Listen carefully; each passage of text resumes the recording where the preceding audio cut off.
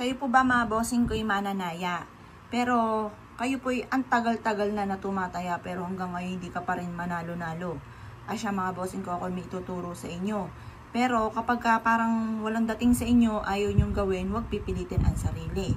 Ito ay para lamang sa naniniwala sa mga ganitong mga pamamaraan.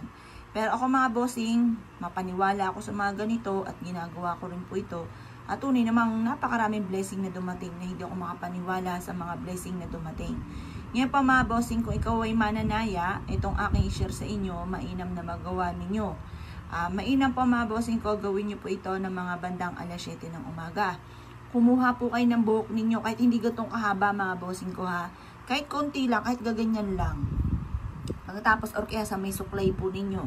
Pero sigurado yung sa suklay ninyo, sa inyo talagang buhok po yun.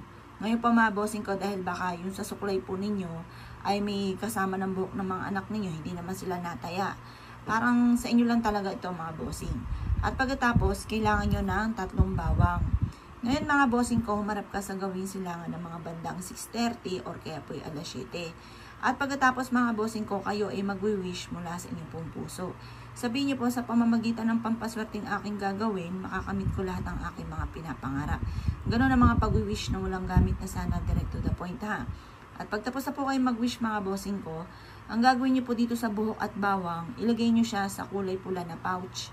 Or kaya po mga bossing ko, ilagay niyo sa isang papel na may pangalan ninyo. Tapos sulat niyo yung numero ng inyong tinatayaan. Pagtapos, tupiin nyo po ito at isabit nyo po ito sa main door. Kung sa laging pintuan kayo dumadaan, doon nyo siya lagi isasabit or doon nyo siya isasabit. Sa pinakamataas na antas ng inyong pintuan, doon nyo siya isasabit. Ito ay isikreto nyo na lamang ha. Kapag po may nakakaalam ng ganito ay may kumukontra. Kung gusto nyo ikay manalo, kailangan isikreto. At kapag ikay nag-wish, positive lamang, makakamtan ko ano man ang ninanais. Ngayon pa mga bossing ko, ikay naniniwala at naisyo po itong gawin, huwag na kayo magpatumpik-tumpik pa. Makakatulong po ito upang sa ganon, masigit ka na swertihin sa buhay. Kung halimbawa man, ikaw ay hindi tumataya, pwede mo rin itong gawin dahil hindi lang ito para sa mananaya. Pampaswerte po ito, kung ikaw ay lagi minamalas, pampaswerte ito. Pagdating sa usapin na para maalis na yung mga kamalasan sa inyong katawan at lagi kang i-adya kung saan lagi kayo suswertihin. Asya mga boss, kapag napansin nyo po na, halimbawa, makalipas ng mga 3 buwan, palitan nyo yung bawang, lagyan nyo ulit ng panibagong bawang ha.